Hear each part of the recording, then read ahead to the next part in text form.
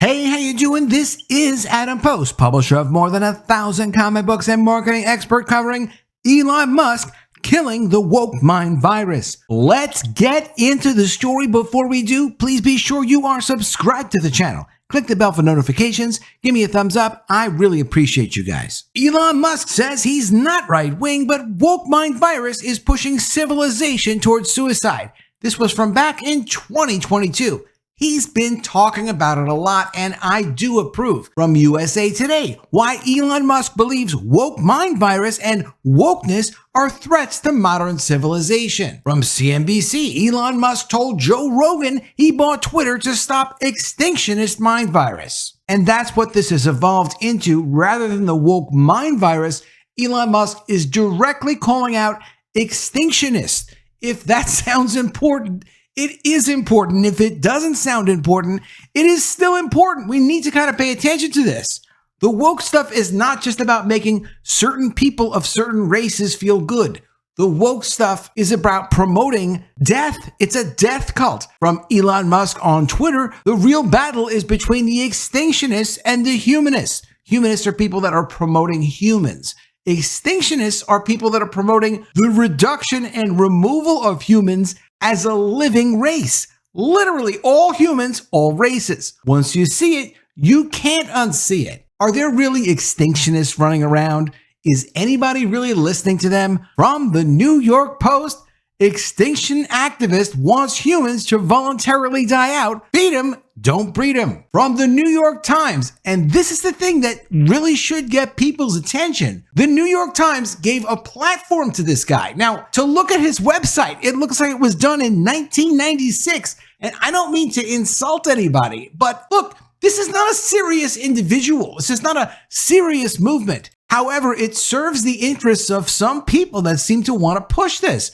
From the New York Times, Earth now has 8 billion humans. This man wishes there were none. For the sake of the planet, last night, the founder of the voluntary human extinction movement has spent decades pushing one message: may we live long and die out. That seems like a dangerous ideology, and it doesn't seem like he should be given that big of a platform. And as far as I'm concerned, what do we need the Earth for anyway if human beings can't live on it? Don't we want our children to grow up? Elon Musk had a great interview with Joe Rogan recently. From the Daily Mail, Tesla owner slams George Soros for eroding the fabric of civilization, says he bought Twitter because it was being controlled by the far left, and warns of the woke mind virus. From Zero Hedge, the bellwether has sounded. Musk says great awakening from the woke has happened. South Park had a great episode recently. From the Daily Mail, South Park is hailed for mocking Disney over entertainment giants' incessant woke pandering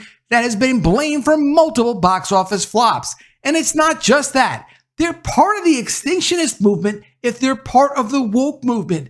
And no one can say that Disney is not part of the woke movement. You need to be aware of this extinctionist movement because it does have some credibility, and it's hiding behind, and it's part of the dehumanizing woke movement. Elon Musk has said AI is one of the biggest threats to humanity.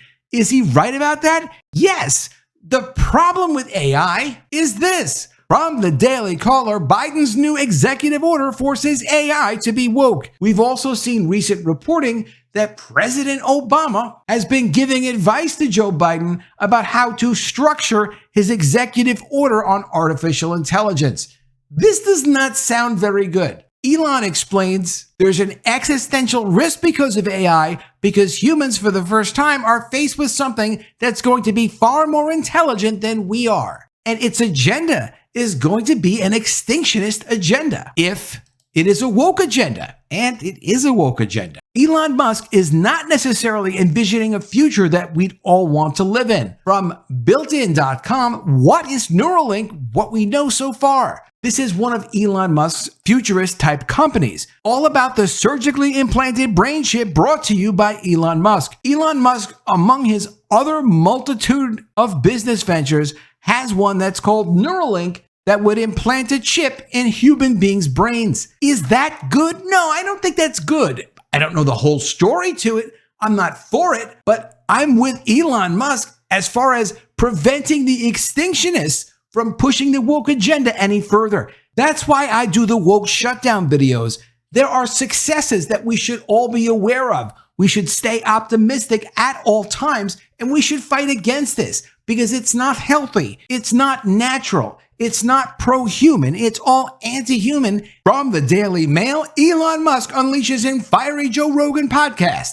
Tesla owner and SpaceX owner and Neuralink owner and Twitter owner slams George Soros for eroding the fabric of civilization, says he bought Twitter because it was being controlled by the far left, and warns of the woke mind virus. Elon Musk this past Tuesday declared that George Soros hates humanity because he backs policies which erode the fabric of civilization. Musk appeared on Joe Rogan's podcast with the pair drinking whiskey and smoking cigars, as men sometimes do, as they roamed over a broad range of issues over 2 hours. The Twitter CEO said he bought Twitter a year ago because he felt it was having a corrosive effect on civilization and spreading the woke mind virus at a dangerous pace, and condemned COVID restrictions, claiming that people put on ventilators were killed by the ventilators, not the virus. Keep in mind, it was Halloween. The pair, Rogan in a blonde wig and Puerto Rico shirt for Halloween, Musk with a silk scarf around his neck,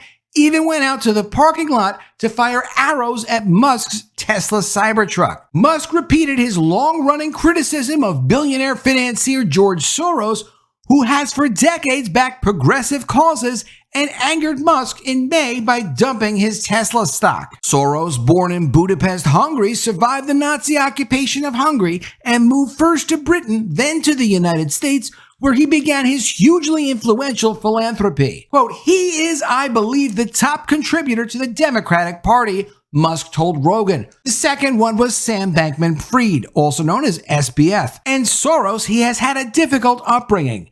In my opinion, he fundamentally hates humanity. That's my opinion, according to Musk. Musk said he was deeply opposed to Soros's work backing progressive district attorneys who pursued policies he saw as soft on crime. Quote, "He's doing things that erode the fabric of civilization, getting DAs elected who refuse to prosecute crime," said Musk. I mean, that's a fantastic point. What is the possible reason that George Soros, multi-billionaire, needs to spend money promoting progressive district attorneys who don't prosecute crime? Who does that possibly benefit? That's part of the problem in San Francisco and LA and a bunch of other cities. So why would you do that? Rogan asked, is it humanity or is it just the United States? Musk said it was worldwide. He's pushing things in other countries as well, according to Elon Musk. Musk told Rogan that he thought Soros was basically a bit senile at this point. In June, Soros handed control of the Open Society Foundations and the rest of his $25 billion empire to his 37-year-old son, Alex. The foundation directs about $1.5 billion a year to groups such as those backing human rights around the world and helping build democracies. Alex Soros said he intends to broaden the foundation's priorities to include voting and abortion rights, as well as gender equity. Musk said that the elder Soros had been very smart in using his money to achieve his goals. He's very good at arbitrage. Famously, he shorted the British pound, explained Musk. That's how I think he made his first money. Arbitrage is spotting value for money that other people don't see. And one of the things he noticed is that the value for money in local races is much higher than it is in national races. Here's why. The lowest value for money is a presidential race. The next lowest value for money is a Senate race and then a Congress race. And when you get to city and state district attorneys, the value for money is extremely good. Musk said that Soros found he could help push policies he approved of through local officials. Quote, "Soros realized that you don't have to actually change the laws," said Musk. "You just need to change how they are enforced. If nobody chooses to enforce the laws, or if the laws are differently enforced, then it's like changing the laws." Musk has previously compared Soros to X-Men supervillain Magneto, a character who manipulates the world and thinks mutants should be in charge rather than humans. He made the comments on Twitter in May following the announcement that Soros' investment fund had dumped all of their Tesla stock. Musk responded to Jonathan Greenblatt, CEO of the ADL, saying that the South African-born billionaire was not anti-Semitic, but his remarks were dangerous. Quote, he's arguably the most influential person on the planet controlling what's essentially our public square. When he repeats conspiracy theories, that feeds the extremists, says Jonathan Greenblatt. My take is Musk is 100% on target with everything he's saying about George Soros, everything he's saying about the woke mind virus, everything he's saying about pointing out that, yes, there actually is an extinctionist movement. And even though this guy is a total nobody, I mean, the website tells the whole story. He's being featured in the New York Times, and it fits completely with the anti-human woke agenda. Judging people based on their representation, judging people based on physical characteristics rather than who they are as a person. How could you do a thing like that? Only an extinctionist would want to do something like that. This is not a movement that should be a mass movement.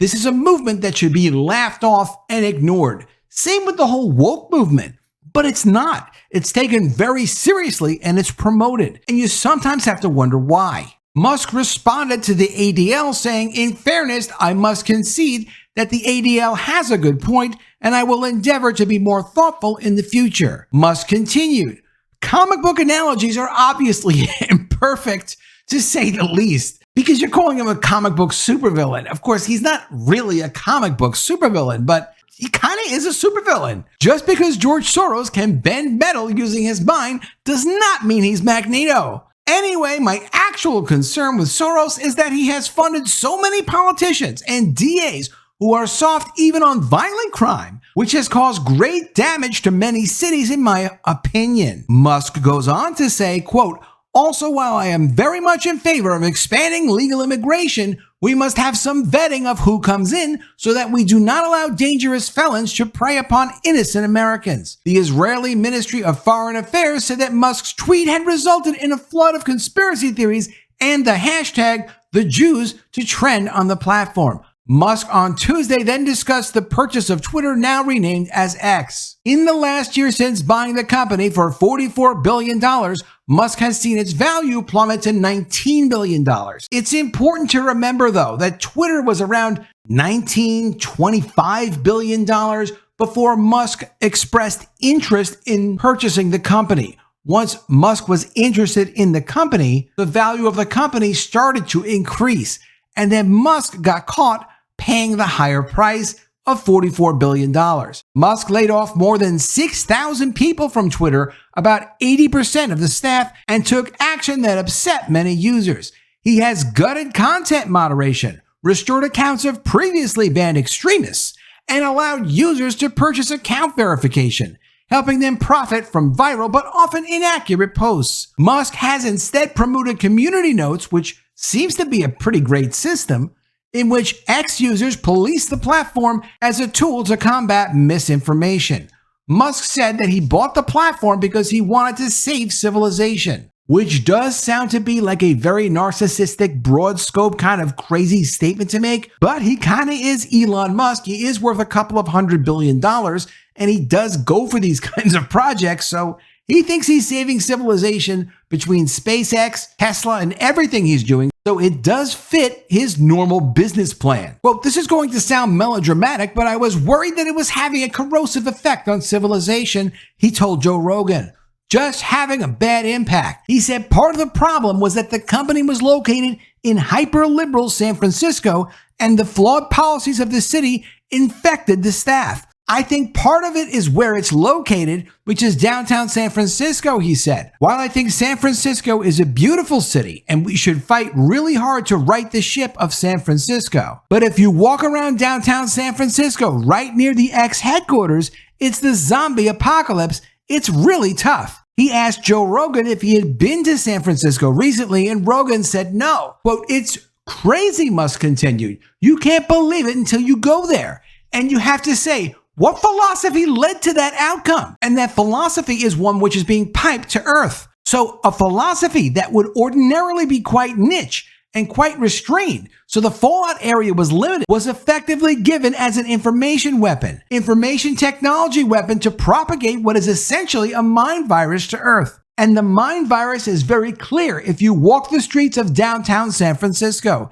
It is the end of civilization. Musk has been very vocal in his condemnation of progressive politicians in San Francisco and called for the most liberal Dean Preston to be jailed. Preston, a member of the Democratic Socialists, has since closed his Twitter account. Now, from Zero Hedge, Musk has said he thinks the bellwether has sounded and the great awakening from woke has happened after South Park released their anti-woke episode. From Zero Hedge, the backlash to woke culture, which is championed by annoying, politically correct, judgmental, authoritarian, censorious, hypocritical, self-anointed masters of the universe, is reaching a crescendo. Last week, of course, Disney pulled its Snow White remake, pushed it into 2025, and then decided to take out their politically correct versions of the dwarfs and put in actual dwarfs, even if they're going to be CGI. Let me know what you think of all this in the comments below. I really appreciate Elon Musk bringing these issues up because woke is not just woke like, hey, let's give people opportunities that didn't have opportunities before. Let's just eliminate merit.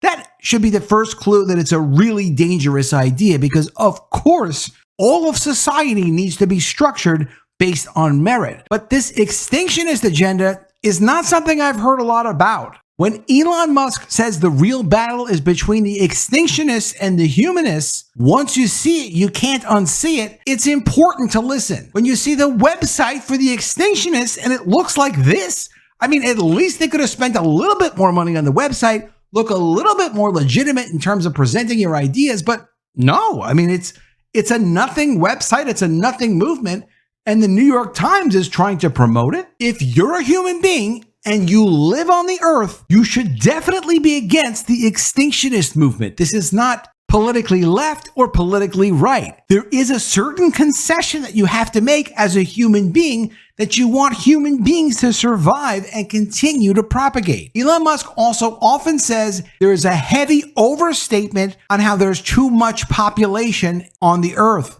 Musk doesn't agree with that. I also don't agree with that. I don't like the idea of promoting movements that are not pro-human. I don't like the idea of promoting ideas that don't support and appreciate contributions that humanity is making. Western civilization has done more to promote human rights and stable society than any other kind of civilization that has ever existed on the earth. And there are way too many people attacking it using the woke agenda. Let me know what you think of all this in the comments below. Always love to see your ideas. Please be sure you are subscribed to the channel. Click the bell for notifications, give me a thumbs up, and I will see you again soon with another video. And if I don't see you, I will miss you.